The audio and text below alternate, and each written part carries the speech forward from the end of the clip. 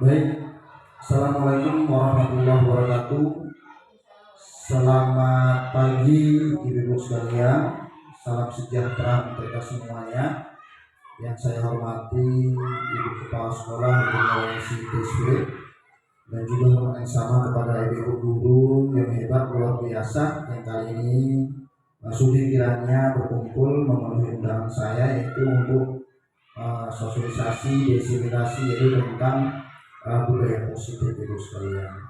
Ibu sekalian, kiranya sebelum kita mulai acara kita hari ini untuk berpegang dengan Allah Subhanahu wa Ta'ala Tuhan Yang Maha Esa, mari sama-sama kita berdoa untuk agama dan kepercayaan kita masing-masing.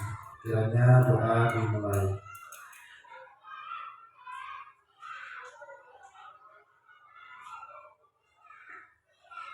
Doa selesai. Baik ibu semuanya, gimana kabarnya hari ini? Sehat ibu? Alhamdulillah sehat ya. Oke, baik. Ada terkendala di sekolah? Aman ya? Aman.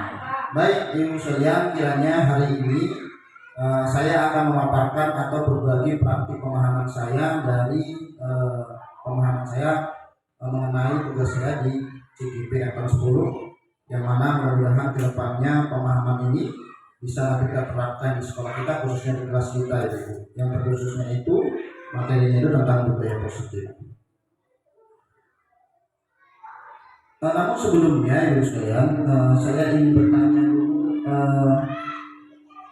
menurut ibu sekalian, apa sih itu budaya positif dari pemahaman atau kacamata dari ibu sendiri? Kira-kira siapa yang bisa menjawab?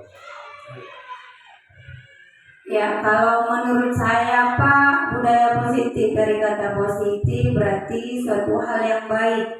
Jadi budaya positif membiasakan hal yang baik menurut saya. Iya, terima kasih Bu, luar biasa. Beri tepuk tangannya Bu, baru dulu. Iya, terima kasih. Iya, budaya positif itu suatu hal yang baik ya Bu ya, atau kebiasaan-kebiasaan yang baik yang memang nanti bisa diterapkan pada siswa kita sebagai tujuan utama penanaman karakter kepada murid kita.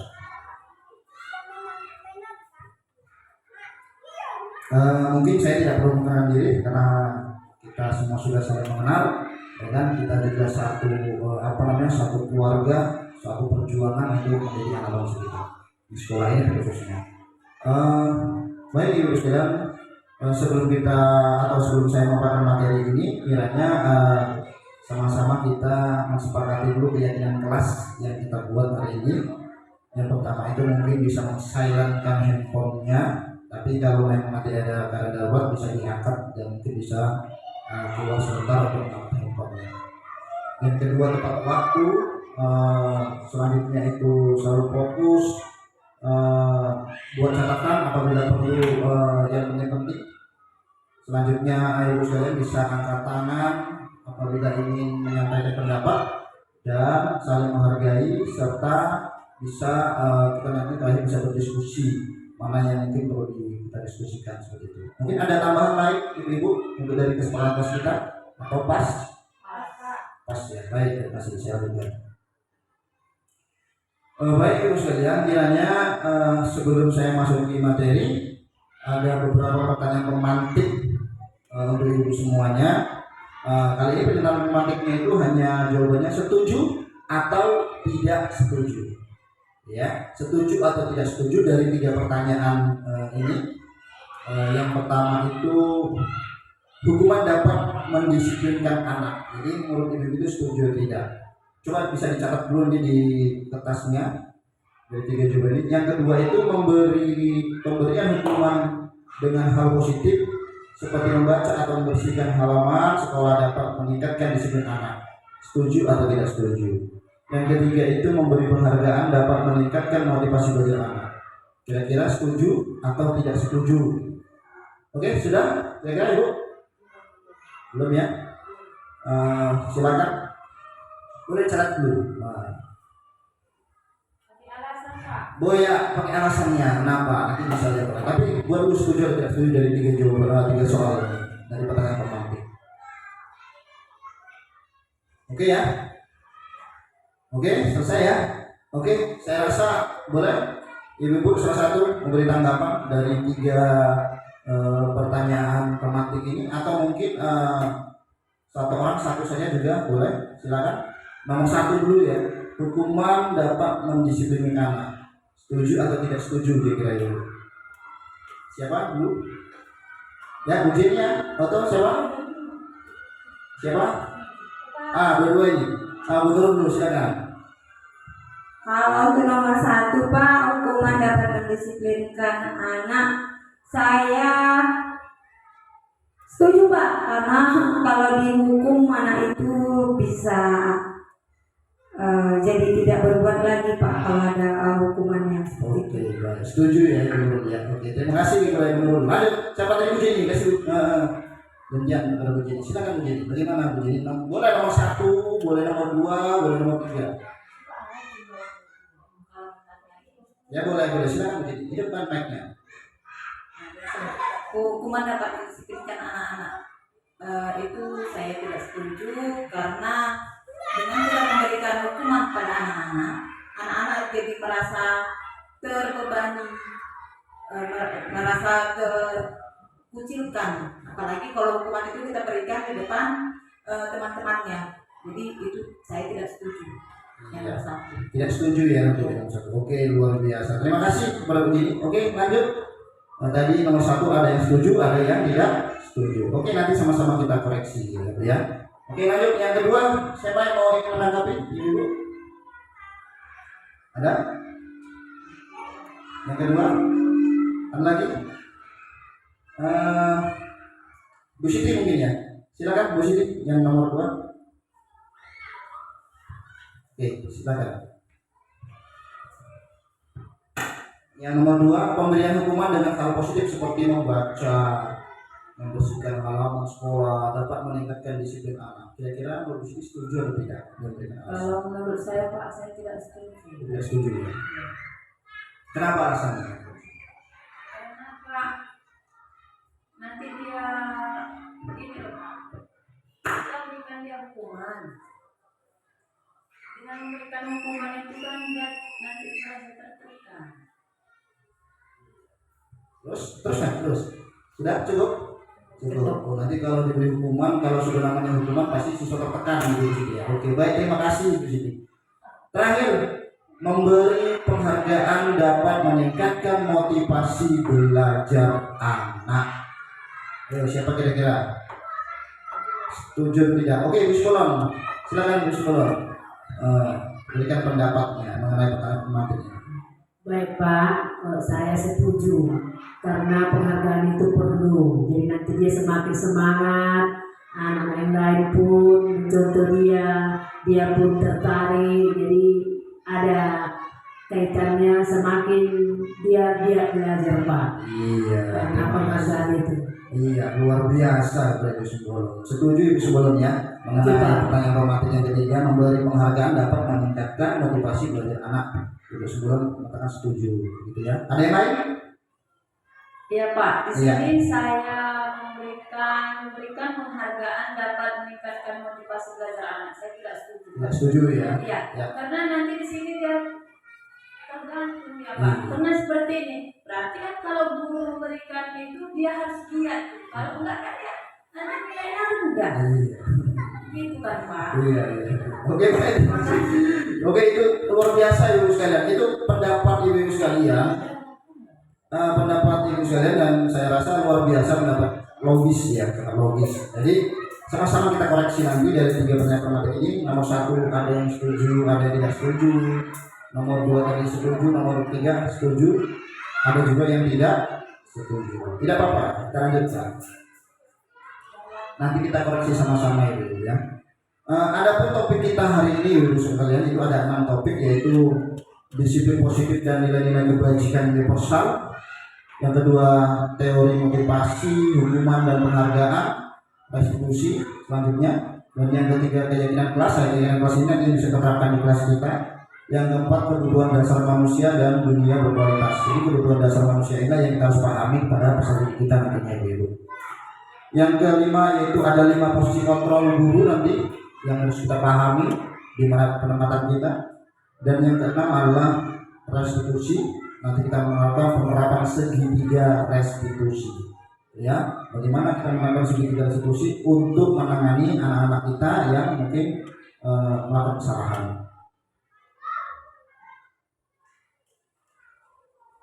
Yang pertama, Ibu saudara, kita akan memahami tentang disiplin positif dan nilai-nilai kebajikan universal.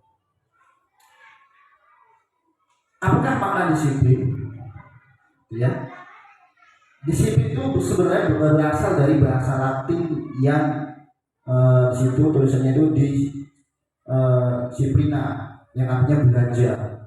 Makna asal dari kata ini berkonotasi dengan disiplin diri dari murid-murid, ya, Socrates dan Plato.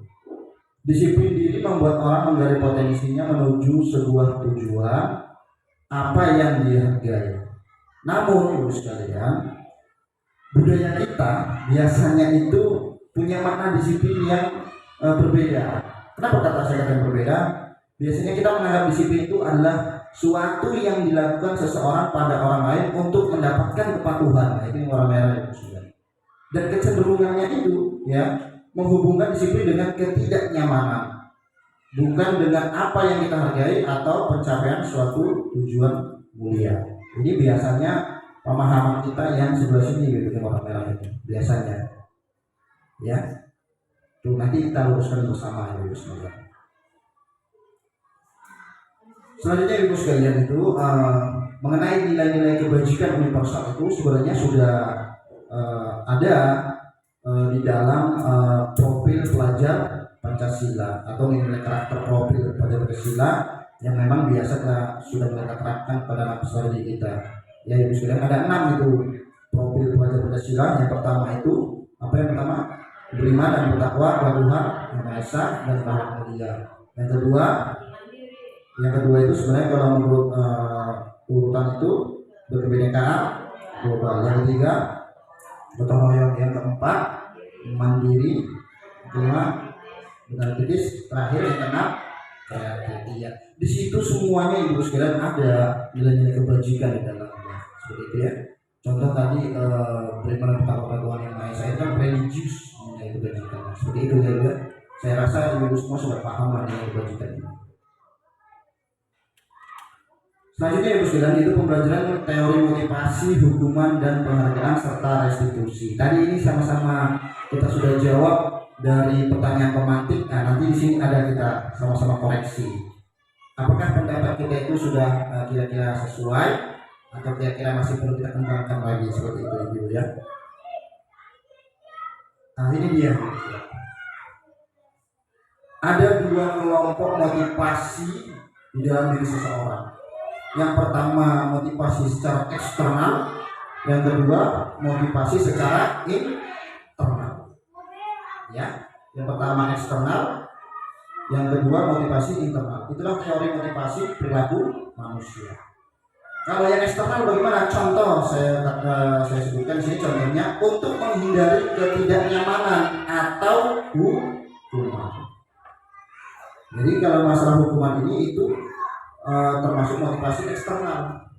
Artinya apa? Artinya siswa itu, murid itu atau seseorang itu bisa disiplin karena adanya hukuman itu sebenarnya bisa jadi karena rasa tidak nyaman dia atau rasa ketakutan, takutlah dia di hukuman, makanya dia bisa disiplin. Artinya apa? Artinya perilaku disiplinnya itu dia terapkan bukan karena dari dirinya sendiri, tapi karena rasa tidak nyaman atau rasa takutnya dia takut dihukum misalnya, siswa kita misalnya seperti itu.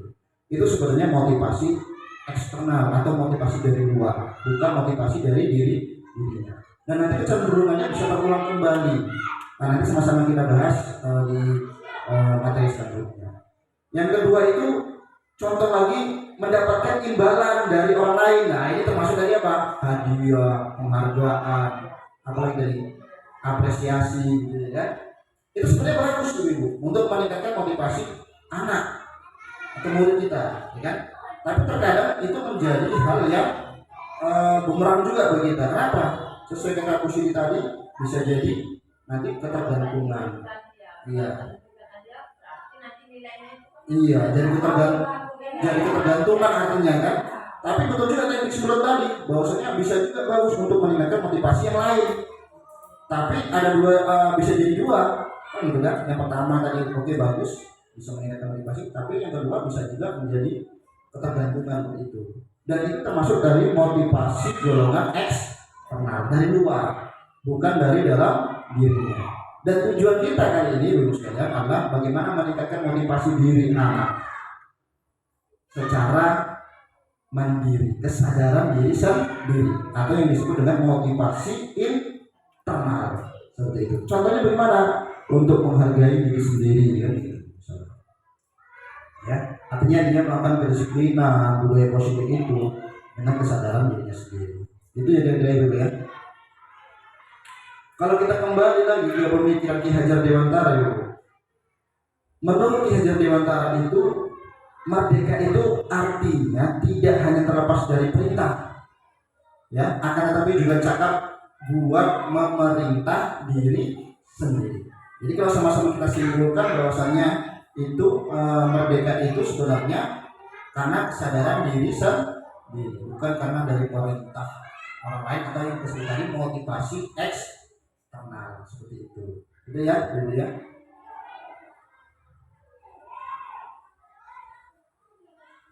Selanjutnya bentuk program kebajikan apresiasi ya tadi ya, yang masalah apresiasi hadiah gitu ya. Dalam memberikan apresiasi atau misalnya hadiah atau misalnya penghargaan perlu diingat ini sekarang. Yang pertama itu perlu pengakuan secara khusus, ya. Yang kedua itu pengakuan secara pribadi atau individu. Yang ketiga pengakuan kepada semua murid. Tidak hanya satu murid saja yang mungkin yang dia itu pintar atau dia itu mampu melakukan tujuan yang kita inginkan, tapi semua murid kita beri yaitu apresiasi. Karena semua murid itu punya potensi kelebihannya masing-masing. Gitu ya. Bukan saja potensinya saja tapi perilakunya. Jadi setiap semua murid punya hak apresiasi sebenarnya. Yang bagaimana contohnya ya, contoh saja kita ambil saja misalnya perilaku mereka itu berbuat yang baik, melakukan budaya positif, kita beri apresiasi gitu saja. Jadi kan pasti harus siswa yang punya juara satu atau siswa yang pintar, ya kan? Tapi semua siswa kita usahakan kita beri apresiasi, ya, karena mereka punya tidak mungkin mereka itu tidak bisa melakukan hal yang positif, ya, begitu ya. Jadi artinya simpulannya semua siswa punya hak untuk kita beri apresiasi secara bergantian. Nah selanjutnya kita pun harus konsisten, ya. Konsisten artinya kalau memang kita sering memberikan apresiasi maka seringlah berikan apresiasi untuk semua murid itu misalnya. Dan terakhir fokus politik. Oke, silakan dulu. Berarti nggak boleh ya nanti satu-satu ya Pak, kalau gitu harus kalau memberikan ujian kalau misalnya kita mau memberi pujian kepada anak atau penghargaan hadiah seperti itu ya tidak boleh hanya satu ya Pak, harus semua mendapatkan hadiah seperti itu karena dapat cemburu nanti yang lainnya Pak, seperti itu ya. Itu yang saya tangkap tadi dari yang Bapak. Iya, terima kasih Bu. Ya benar sekali Bu. Ya, artinya ada kecemburuan sosial tadi seperti itu ya. Gimana Ibu ya, sudah mulai terlihat gambarannya dari 3 pekan yang berlanjut tadi ya. Saya lanjutkan. Contoh pengakuan atau apresiasi kebajikan ya. Contohnya misalnya kalau pemuda kemarin saya perhatikan nilai kebajikannya, rasa empati besar sekali. Situasinya kapan? Misalnya situasinya pada saat menolong murid baru di kelas kita ya. Ini contoh ya. Ini contoh. Mungkin ada lagi contoh-contoh yang lain dan bahkan contoh itu sudah terjadi kepada ibu semuanya di kelasnya masing-masing. Itu dulu ya. Oke ibu sekalian, selanjutnya kita mau memasuki yaitu membedakan antara hukuman dan konsekuensi. Ada 1, 2, 3, 4, 5, 6, 7 pernyataan yang menurut ibu sekalian ini adalah hukuman atau konsekuensi. Bisa ibu sekalian dicatat di bukunya atau di catatannya nomor 1. Apa ini 1 ibu ya, kita sepakat ya. 1, 2, 3, 4, 5, 6, 7. Nomor 1 saya bacakan, mungkin nanti ibu isinya cuma antara hukuman atau konsekuensi. Nomor satu, mencatat 100 kali di dalam buku kalimat saya tidak akan terlambat lagi. Ya ini terlambat sesuatu ini kan, karena terlambat ke sekolah. Yang kedua, lari keliling lapangan basket 2 kali karena terlambat hadir di sekolah. Yang ketiga, murid diminta untuk push up 15 kali karena tidak menggunakan masker ke sekolah. Dan selanjutnya, menggantikan kertas tugas teman yang telah dicoret-coret. Ya. Dan selanjutnya yang kelima, membersihkan tumpahan air di meja tulis karena tersenggol pada saat belajar. Yang keenam, murid disuruh untuk tidak mengenakan sepatu seharian di sekolah karena tidak mengenakan sepatu hitam. Yang ketujuh, lari keliling lapangan basket 2 kali karena terlambat 10 menit untuk pelajaran PJOK. Dari 7 ini silakan ibu menjawabnya. Dari 7 pernyataan ini, apakah hukuman ataukah konsekuensi dari masing-masing pernyataan? Silakan ibu. Oke, saya beri waktu 2 menit saja ya. 2 menit. Enggak, silakan. Baik, ibu gimana? Sudah selesai ya? Oke, coba silakan beri pendapatnya dulu salah satu kira-kira. Boleh dijawab semua, boleh 2 saja, bebas. Silakan ibu sekalian. Siapa duluan? Ya, oke, silakan dulu. Saya besarkan ya. Oke, saya Kelihatan. silakan ya. Oke, silakan Mbak. Tindakan mencatat 100 kali di dalam buku kalimatnya saya tidak akan terlambat lagi karena terlambat ke sekolah. Kalau menurut saya ini Pak, hukuman karena dia terlambat jadi dia disuruh mencatat ke dalam bukunya. Kalau menurut saya ini tindakan hukuman lah Pak yang diberikan. Oke, ya, nomor 1. Lanjut, satu saja. Atau yang lain? Oke, silakan yang lain. Nomor 2 ya. Silakan. Iya. Saya bacakan aja ya. Itu Pak, lari berkeliling lapangan kali. 2 kali. 2 kali. Basket 2 kali karena terlambat. Ada di Iya, sekolah. karena terlambat ya Pak, itu udah otomatis itu hukuman. Hukuman, Bu. Iya, karena dia kan terlambat, Oke. makanya dia dihukum. Oke. Udah peraturan sekolah. Bu. Iya, siap. Iya. Terima kasih. Oke, lanjut yang lain. Silakan. Ya, Bu Tia, silakan. Berdiri Bu Tia, silakan. Murid diminta untuk push up 15 kali karena tidak menggunakan masker ke sekolah. Menurut saya itu Pak konsekuensi. Oh, murid yang push up ini ya Bu ya. Konsekuensi ya, iya. Oke.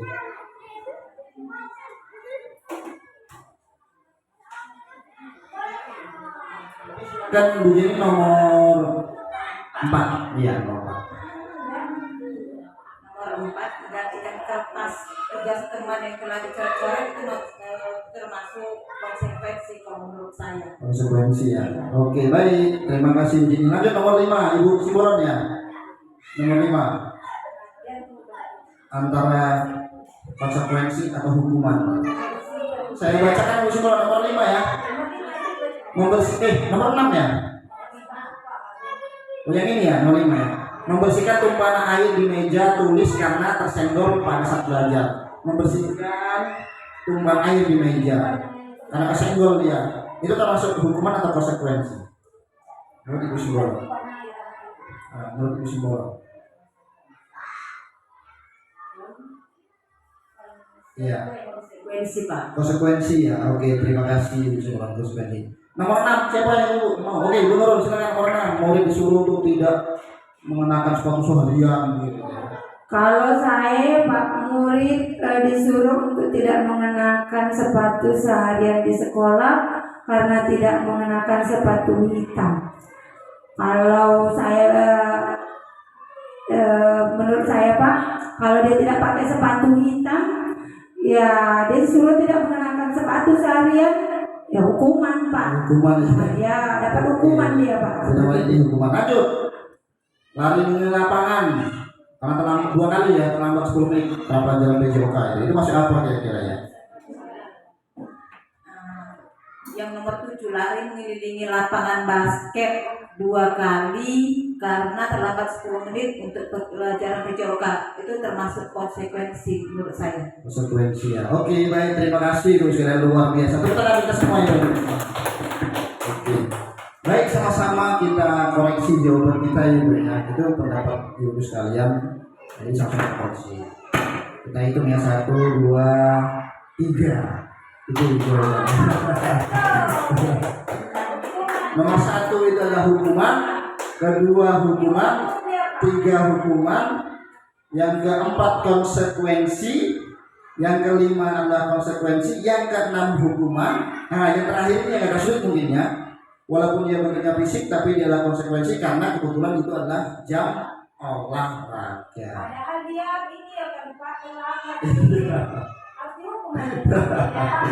Baik. Iya. Artinya apa? Yang dilakukan guru ini sudah masuk ke dalam pelajaran. Mungkin gurunya melakukannya itu sebagai bentuk pemanasan gitu, yang diselaraskan. Mungkin waktu itu olahraganya itu mau olahraga yang agak berat sedikit. Oke.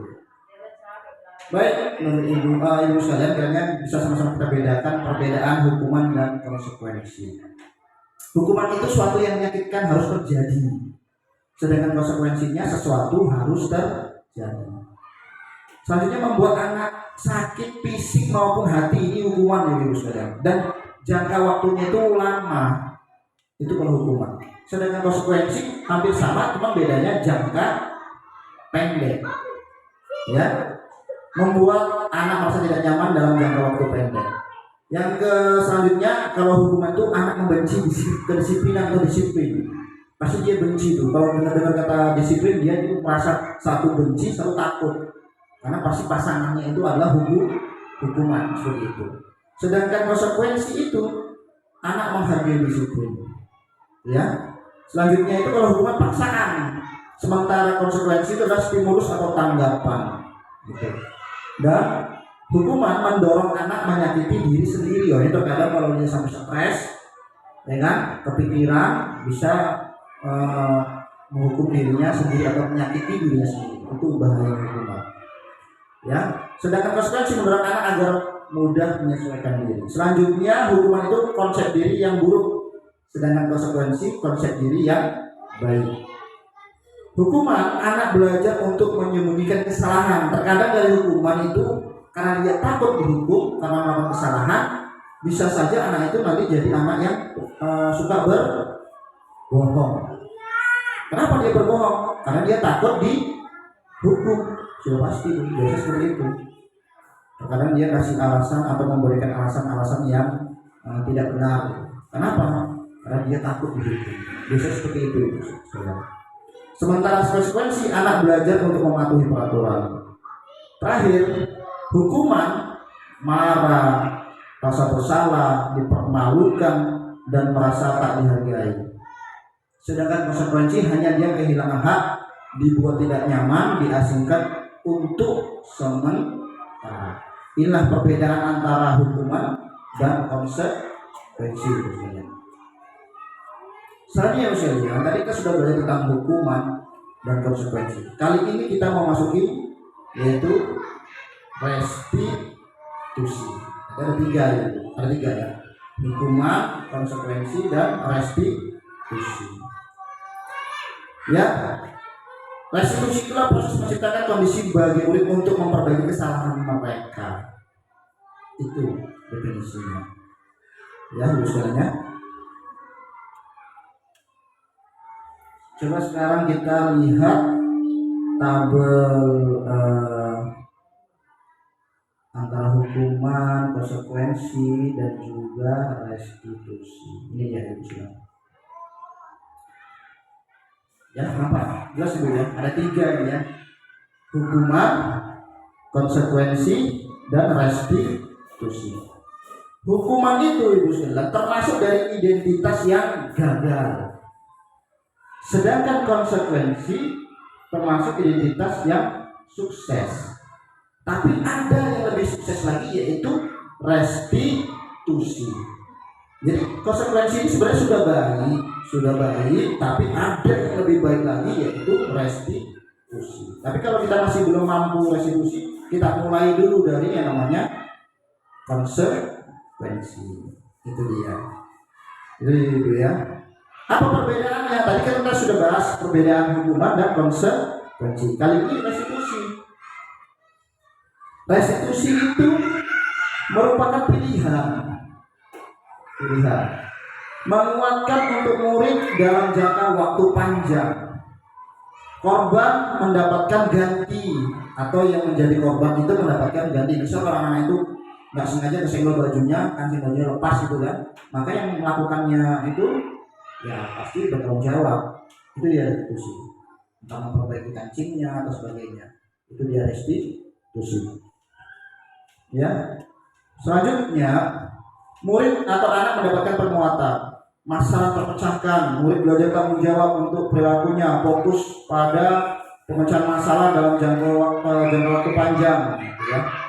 Contoh pertanyaannya, siapa yang pertanyaan ini? Kita, guru, kepada anak kita yang mungkin melakukan kesalahan dengan identitas restitusi. Contohnya, apa yang kamu yakini, apa yang bisa kamu lakukan untuk memperbaiki masalah ini, ya itu contohnya, guru sekalian.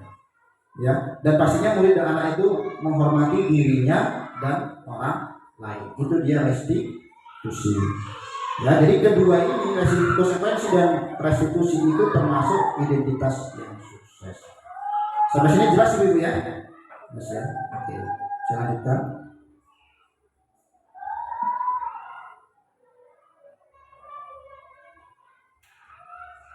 Ada 9 ciri-ciri restitusi Ibu sekalian. Yang pertama itu bukan untuk menebus kesalahan, namun untuk belajar dari kesalahan. Yang kedua memperbaiki hubungan. Yang ketiga tawaran bukan paksaan. Yang keempat restitusi menuntun untuk melihat ke dalam diri. Selanjutnya sini mencari kebutuhan dasar yang mendasari tindakan. Nah, nanti sini ada hubungannya kebutuhan dasar manusia ya sekalian. Yang keenam, restitusi itu adalah cara yang paling baik. Walaupun sebenarnya konsekuensi sudah baik, tapi restitusi ini adalah cara yang paling baik. Dan fokus pada karakter bukan tindakan. Nanti karakternya itu tercantum atau ada namanya yang kita sebutkan adalah nilai-nilai kebajikan, gitu ya, nilai kebajikan universal. Yang kedelapan fokus pada solusi, dan yang terakhir itu memberikan murid yang berbuat salah pada kelompoknya. Ini 9 ciri-ciri dari restitusi. Dan selanjutnya itu sekalian, materi selanjutnya itu tentang keyakinan kelas. Ada pertanyaan romantik Ibu sekalian. Mengapa tidak peraturan saja? Mengapa harus keyakinan kelas? Ada yang pertanyaan, mengapa kita memiliki peraturan harus menggunakan helm bila mengendarai kendaraan roda 2 misalnya? Menurut Ibu kira-kira bagaimana? Bisakah memberikan tanggapan dari pertanyaan ini? Mengapa kita memiliki peraturan harus menggunakan helm bila mengendarai kendaraan roda 2? Agar apa kira-kira kita mematuhi peraturan itu? Agar apa? Coba. Agar Kalau menurut saya Pak, kita menggunakan helm itu supaya kita aman. Kalau kita punya kecelakaan, kita kalau terbentur kan tidak terlalu tidak cedera gitu. Terima kasih. Atau bukan karena ada polisi takut ditilang Ibu ya? Oh, takut kena tilang polisi. Oke, bisa? Yuk. Oh ini saja, silakan.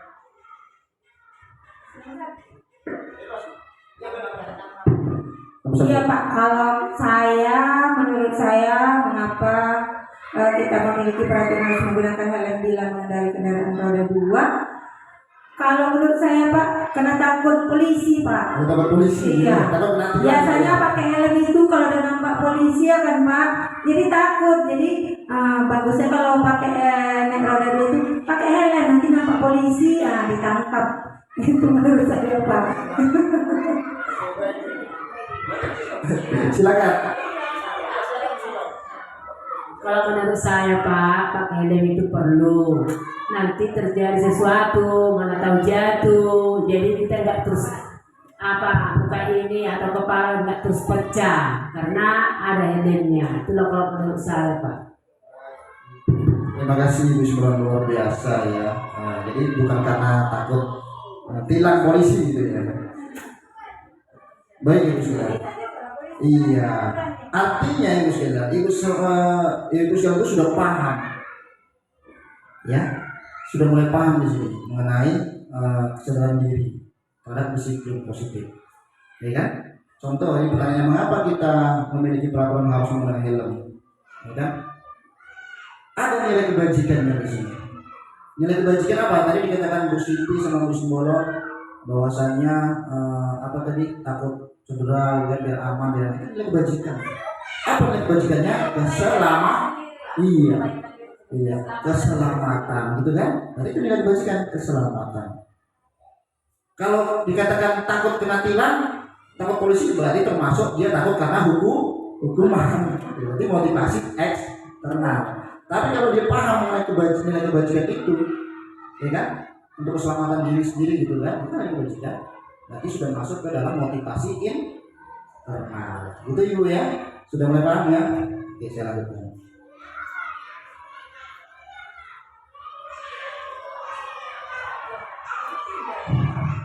Ya, iya. Selanjutnya Ibu sekalian, coba kita lihat sama-sama diagram lingkaran ini. Di tengah-tengah itu ada namanya peraturan kelas. Peraturan kelas yang di atas masuk keyakinan kelas, masuk lingkungan positif dan budaya positif. Yang paling dalam itu peraturan kelas. Kita mau keluar dari yang dalam ini. Ya, kita mau mulai keluar dari yang dalam peraturan kelas. Nanti kita mulai ubah ke dalam keyakinan kelas. Masuk nanti kalau sudah mulai terbiasa, nah itu menerapkannya jadi lingkungan yang positif dan sudah pasti dan dipastikan menjadi budaya positif. Itu Ibu sekalian ya. Itu dia. Saya punya contoh beberapa dokumentasi budaya positif yang saya lakukan kepada siswa saya dulu di kelas 6 yang sudah saya terapkan, yaitu foto saya kepada siswa saya yaitu membuat peraturan kelas menjadi keyakinan kelas. Mulainya itu saya ada itu untuk menyebutkan apa saja peraturan yang bisa diterapkan di kelas itu, dan selanjutnya kami rubah ke dalam kalimat positif. Setelah itu kita mulai masuk lagi, kita rubah lagi ke dalam keyakinan kelas. Jadi ada tiga tahapan ini saya lakukan di kelas 6.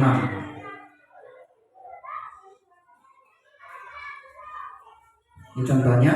Jadi ada 3 bagian yang saya buat bersama anak-anak, yaitu peraturan kelas, kalimat positif, dan yang terakhir adalah keyakinan kelas. Ini saya terapkan pada siswa saya. Artinya dari keyakinan kelas ini Ibu adalah kesepakatan bersama antara saya, khususnya karena saya sudah terapkan kepada siswa saya. Jadi Ibu sekarang bisa terapkan juga.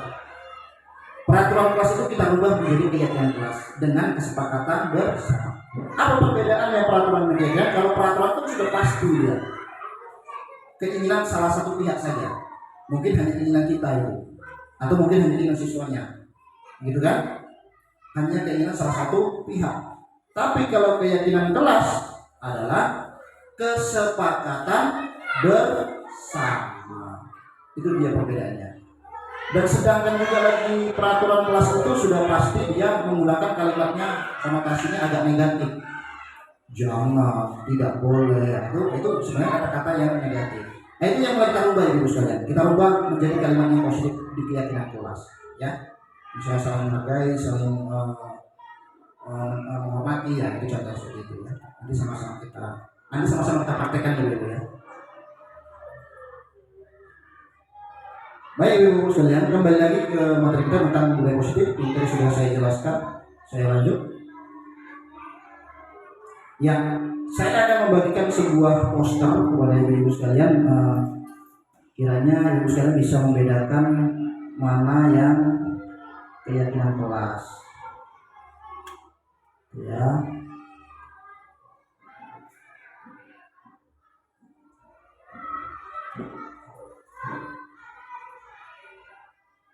Ya, ini dia posternya. Kelihatan dulu ya? Kelihatan? Ada yang bisa? Ya, ada 2 poster di sini saya dulu. Keduanya itu judulnya kesepakatan kelas. Yang mana ini yang merupakan keyakinan kelas? Menurut ibu sekalian, nah, yang sebelah kiri atau sebelah kanan gitu. Walaupun namanya sama-sama kesepakatan kelas, kira-kira yang mana yang masuk keyakinan kelas? Nah, coba kita analisis terlebih dahulu perbedaannya, ya. Tadi kan sudah saya sebutkan bahwasanya peraturan kelas itu adalah menggunakan kalimat yang konotasinya negatif atau perintah, gitu ya. Sedangkan keyakinan kelas itu dia menggunakan kalimat yang positif, ya kan, kalimat positif dan dia kesepakatan bersama. Coba lihat. Oke, ada yang kasih tanggapan? Atau siapa? Bu Siti, Bu Tian? Yang sebelah kiri ibu adalah yang warnanya hijau, sebelah kanan yang warnanya putih. Ya, oke, silakan. Siapa? Bu Siti ya? Iya, silakan.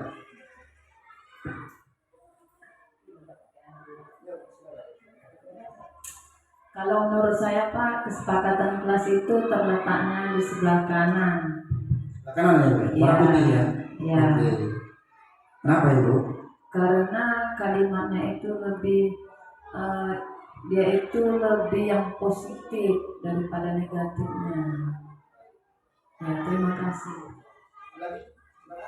Ada lagi Ibu? Iya, silakan. Kalau menurut saya Pak, hampir sama sih Pak kata-kata dari yang sebelah kiri dan sebelah kanan kesepakatan kelasnya. Namun menurut saya, kalau saya lihat sebelah kanan yang menunjukkan keyakinan kelas Pak, karena kata-katanya itu lebih positif Pak daripada yang sebelah kiri. Seperti itu yang saya lihat Pak.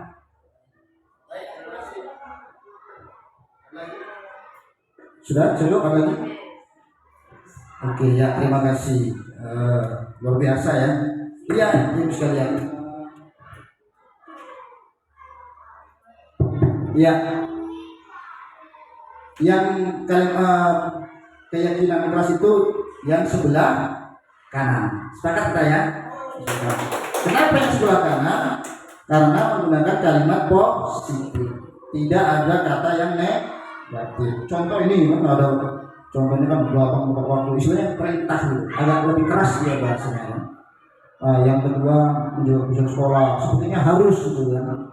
Artinya ini termasuk dari motivasi eksternal. Sedangkan yang sebelah kanan adalah motivasi internal. Ya silakan. Untuk kesepakatan kelas itu Pak, berarti nggak harus menggunakan gambar ya Pak, karena saya lihat sebelah kiri pakai menggunakan gambar. Gambarnya juga bisa kadang-kadang membuat anak kan lebih cepat mengetahui seperti itu ya Pak. Ternyata tidak hanya dengan gambar, melainkan kata-kata yang positif seperti itu ya Pak. Iya. Itu menurut saya. Iya, terima kasih Bu Nurul. Ya sebenarnya masalah jam tergantung juga Ibu Nurul. Ya kalau lebih bagus ada gambar-gambar, jadi dia lebih menarik gitu. Oh berarti boleh Pak? Boleh. Oh boleh. Ini hanya Saya pikir nggak contoh boleh. saja. Oh iya. Oke. Terima kasih tanggapan yang menurut. Selanjutnya Ibu sekarang kita akan bermain peran kali ini ya. Saya akan bagikan nanti post-it untuk Ibu sekalian. Kita mulai menyusun merubah peraturan kelas menjadi keyakinan kelas. Ibu sekalian, sama-sama kita sudah pahami ya mana yang keyakinan kelas dari poster yang telah saya tunjukkan. Kali ini Ibu sekalian kita akan membuat atau merubah peraturan kelas menjadi keyakinan kelas. Kita praktekkan bersama ya, Ibu sekalian. Saya berikan post-it-nya. Kita mulai isi dari peraturan kelas dulu Ibu ya.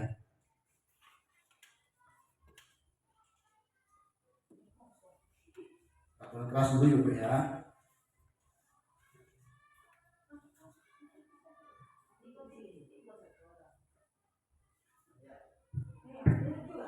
Iya.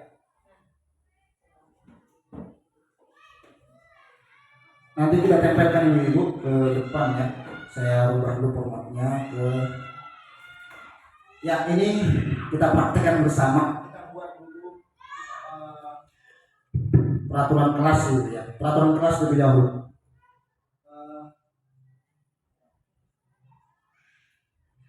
Oke. Bisa Ibu tuliskan di kertas post-it, nanti kita tempelkan di depan. Contoh peraturan kelas itu Pak, misalnya jangan terlambat, tidak boleh terlambat, bagus itu peraturan gitu ya. Tidak boleh terlambat masuk sini. Satu peraturan, satu post-it gitu ya. Jadi silakan Ibu. Waktunya 5 menit ya. Iya.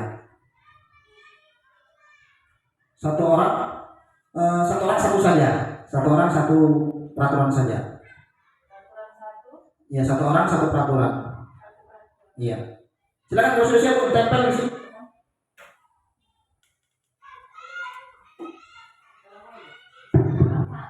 Iya, satu orang satu. Oke. Mantap. Iya. Iya. Iya, sini. Silakan. Iya, bisa, Bu. Ya, silakan sini. Oke. Ada lagi? Ayo, mana Bu ya? Oke, satu saja cukup. Iya, oke. Satu cukup karena kita simulasikan saja ini. Oke, betul ya? Masukkan sini ya. Satu saja. Satu saja. Kita ada 5 ya. Satu lagi siapa? Begini. Udah pas 5 ya. Oke. Oke, ini peraturan ya. Saya lihat dulu, jangan makan di kelas. Oke, ya ini peraturan, tidak terlambat sekolah. Ya, baru tidak boleh berbicara kotor, saling tidak boleh bicara kotor ya. Ini ya. Contoh pasti siswa itu biasanya kalau menyebutkan dia peraturan dulu. Peraturan dulu ya. Jangan makan di kelas, tidak terlambat sekolah, tidak boleh berbicara kotor, tidak boleh mengganggu teman. Baru selanjutnya apa ini ya?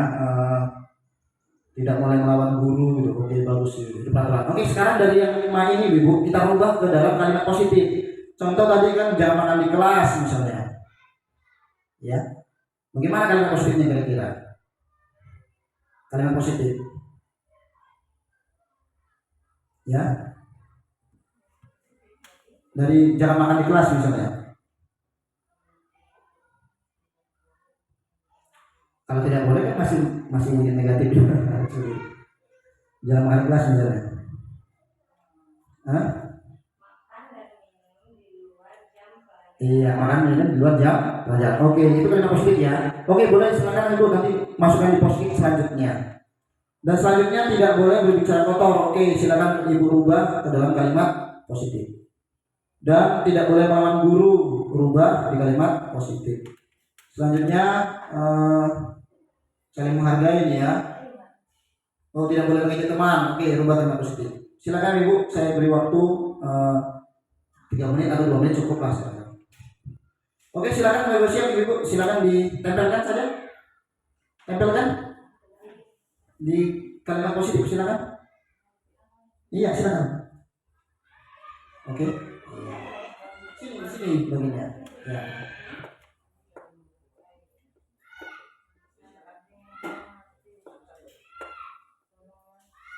Satu saja Ibu ya. Oke, bagus sekali.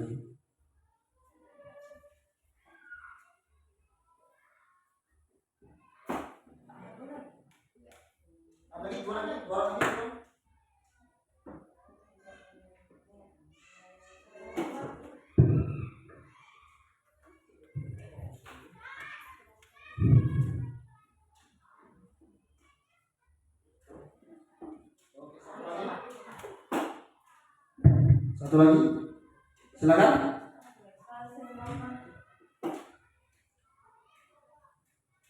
Oke, siapa lagi? Habis? Iya ya. Silakan. Tempelkan di kalimat positif.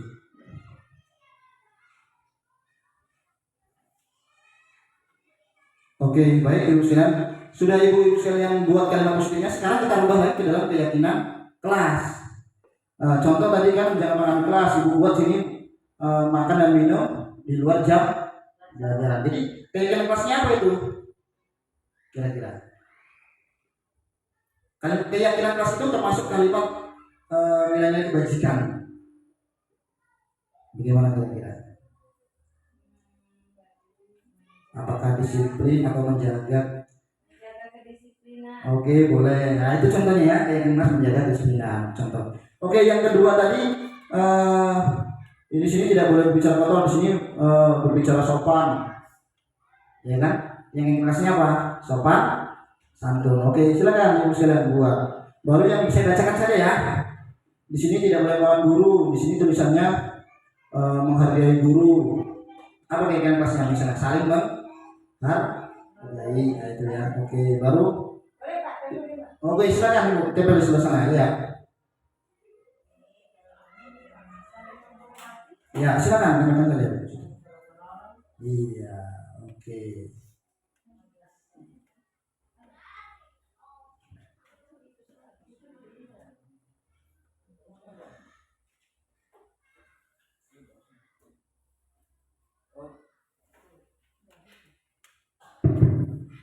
Oke, sudah selesai ya. Wah, saya lihat oke ada. Oh iya, kayaknya kelasnya saling menghargai, saling menghormati, menjaga kedisiplinan. Baru saya lihat saling menolong ya, termasuk ya di situ ya. Oke, baik, luar biasa. Inilah ibu sekalian. Inilah nanti yang kita terapkan ke siswa kita. Merubah peraturan menjadi keyakinan kelas. Oke, terima kasih ibu sekalian. Kita sudah paham ya. Tepuk tangan kita semua ibu sekalian.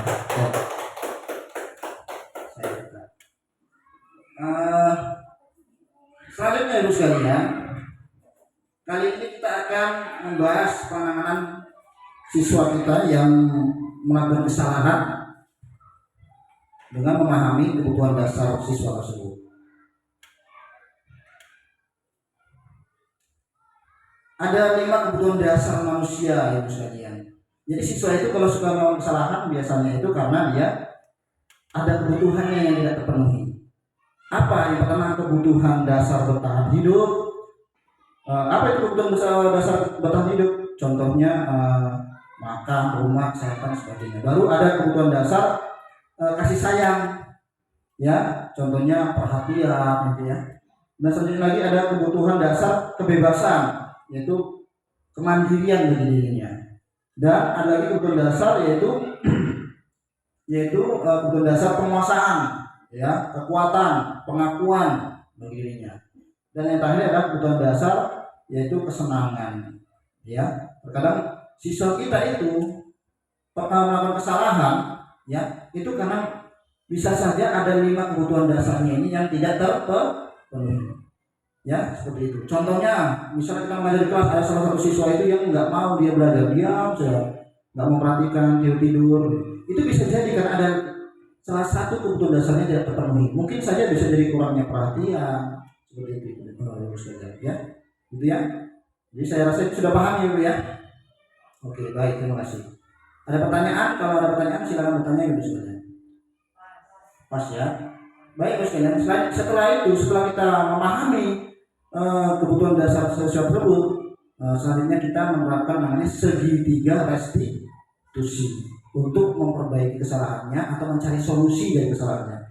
Segitiga restitusi itu ada 3 bagian. Yang pertama, menstabilkan identitas. Jadi apabila ada siswa kita melakukan kesalahan, kita panggil dahulu secara individu, ya, kita stabilkan dulu identitasnya. Contohnya apa? Contohnya misalnya kalinya setiap orang pasti pernah melakukan kesalahan. Kamu bukan satu-satunya yang pernah melakukan kesalahan ini, gitu. Jadi seolah-olah kita berada di pihak mereka, seolah-olah kita membela mereka. Artinya apa? Fungsinya untuk menenangkan diri mereka dari kesalahan itu, ya.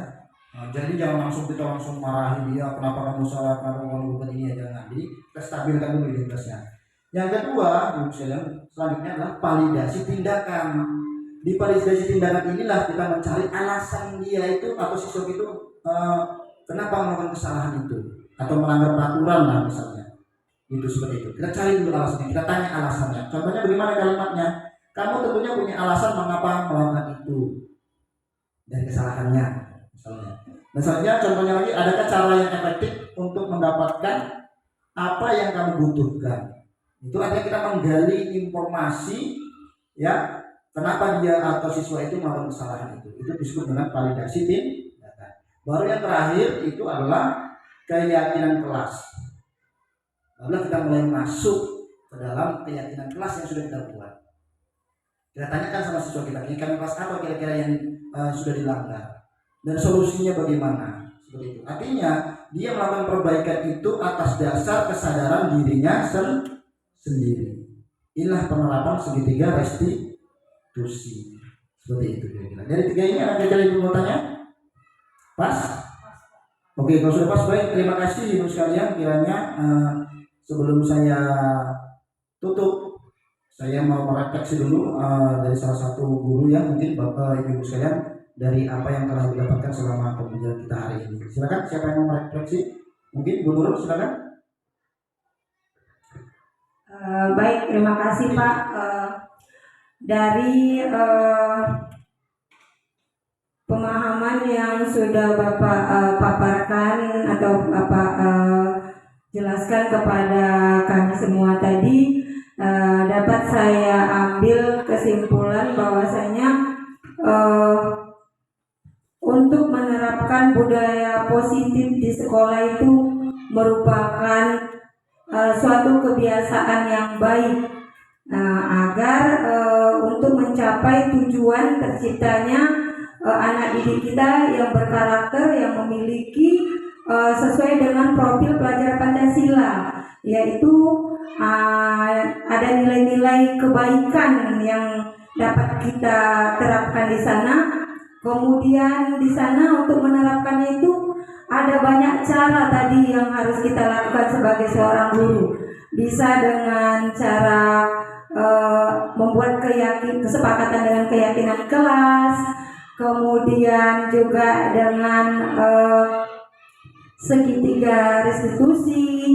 Nah, jadi saya pikir cara-cara yang dilakukan itu adalah sangat baik, dan menurut saya dapat membuat anak-anak tadi, karena dengan bahasa-bahasa atau kalimat keyakinan kelas itu membuat anak tidak merasa tertekan untuk melakukannya, dan itu timbul dari rasa kesadaran dirinya, yaitu menimbulkan nilai-nilai kebaikan seperti tanggung jawab, kemudian rasa kepedulian, kemudian untuk kesehatan, seperti itu. Jadi budaya positif ini sangat baik sekali untuk diterapkan sekolah kita. Itu menurut saya, Pak. Terima kasih.